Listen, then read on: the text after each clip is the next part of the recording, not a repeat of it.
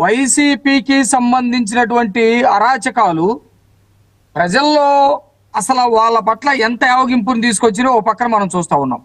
రెండో పక్కన తొవ్వే కొంది మనం ఊహించడం సంగతి పక్కన పెడితే సభ్య సమాజంలో ఊహించనటువంటి స్థాయిలో వాళ్ళు అరాచకాలు చేశారంటానికి ఇదొక మచ్చు తునక.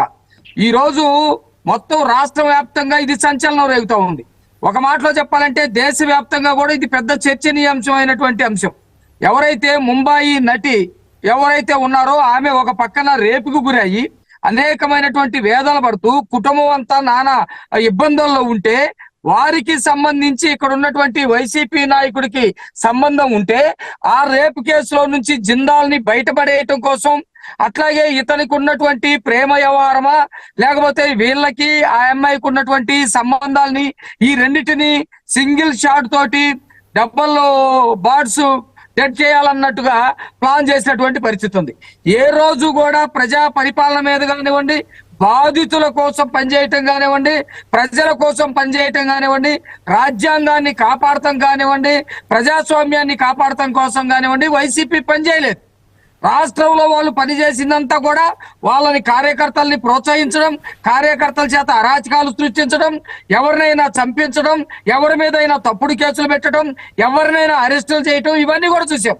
కానీ ఈ రోజు రాష్ట్ర ఎల్లలు దాటి ఇలాంటి దారుణమైనటువంటి పరిస్థితులు చూస్తున్నారంటే, నిన్నగాక మొన్న సజ్జల రామకృష్ణారెడ్డి మీడియా ముందుకు వచ్చేసి నా పరువు తీస్తా ఉన్నారు, నేను దీని మీద పరువు నష్టం దావా వేస్తామని చెప్పేసి మాట్లాడారు. ఈ రోజు ఆ సినీ నటి ఎవరైతే అమ్మాయి ఉందో మీడియా సాక్షిగా ఒక సోషల్ మీడియాలో ఇంటర్వ్యూలో డైరెక్ట్ గా చెప్తా ఉంది, నన్ను విజయవాడకి తీసుకొచ్చిన మాట నిజమే, నన్ను నా కుటుంబాన్ని చిత్రహింసలు చేసిన మాట నిజమే, అసలు మా కుటుంబం మొత్తం కూడా ఆత్మహత్య చేసుకుందాం అనుకున్నాము, ఈ స్థాయిలో ప్రభుత్వంలో ఉన్నటువంటి పెద్దలు చేయటం ఎంతవరకు సబాబు, ప్రభుత్వం ఆ స్థాయిలో చేస్తా ఉంటే మామూలు వాళ్ళు ఏ విధంగా అల్లాడిపోయి ఉంటారు, మాలాంటి వాళ్ళకి ఇలాంటి తిప్పలు తప్పలేదని చెప్పేసి మాట్లాడుతూ ఉంటే ఈ రోజు ఏ విధంగా వాళ్ళు ఆవేదనకు గురి అవుతా ఉన్నారో మనకు అర్థమవుతా ఉంది. ఎవరైతే ఈ ఇబ్రహీంపట్నంలో పోలీస్ స్టేషన్ లో కేసు పెట్టించారో కుక్కల విద్యాసాగర్, ఆ విద్యాసాగర్ కి ఆ అమ్మాయికి గతంలో కొన్ని పరిచయాలు ఉన్నాయి, ఆ పరిచయాలు ఏ స్థాయిలో ఉన్నాయి అనేది కూడా ఆ అమ్మాయి చెప్పుకొచ్చింది. అట్లాగే ఈ సజ్జన్ జిందాల్ అనే అతను రేప్ చేసినటువంటి వ్యక్తి, వాస్తవంగా రేప్ చేసినటువంటి వ్యక్తి ఆ కేసు ఉండంగానే ఇక్కడికి వచ్చి ఆ కేసులో నుంచి బయటపడటం కోసం జిందాల్ వచ్చి జగన్మోహన్ రెడ్డిని కలవటం, విద్యాసాగర్ చేత కేసు పెట్టించడం, ఇవన్నీ కూడా చూస్తా ఉంటే మేము ప్రభుత్వంలో ఉన్నప్పటికీ కూడా నేను చంద్రబాబు నాయుడు గారిని అట్లాగే ప్రభుత్వంలో ఉన్నటువంటి డీజీపీ స్థాయి వ్యక్తుల్ని ఈ సందర్భంగా మేము డిమాండ్ చేస్తా ఉన్నాం, చంద్రబాబు గారిని రిక్వెస్ట్ చేస్తా ఉన్నాం, వీళ్ళ మీద ఎంక్వైరీ చేయాలి.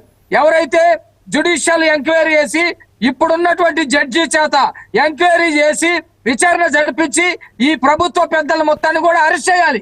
ఇంకా అరెస్ట్ చేస్తే మా మీద కక్షపూర్తిగా వ్యవహరిస్తున్నారు, తప్పుడు కేసులు పెడుతున్నారు అని అనటానికి కూడా ఎక్కడ అవకాశం లేదు. కాబట్టి వీళ్ళ మీద విచారణ చేసి వెంటనే అరెస్ట్ చేసి రాష్ట్రంలో ఉన్నటువంటి ప్రజలకి జగన్మోహన్ రెడ్డి చేసినటువంటి అరాచకాల నుంచి ఎవరికైనా మేము రక్షణ కల్పిస్తామనే భరోసా కల్పించాల్సిన బాధ్యత మాత్రం ఉందండి.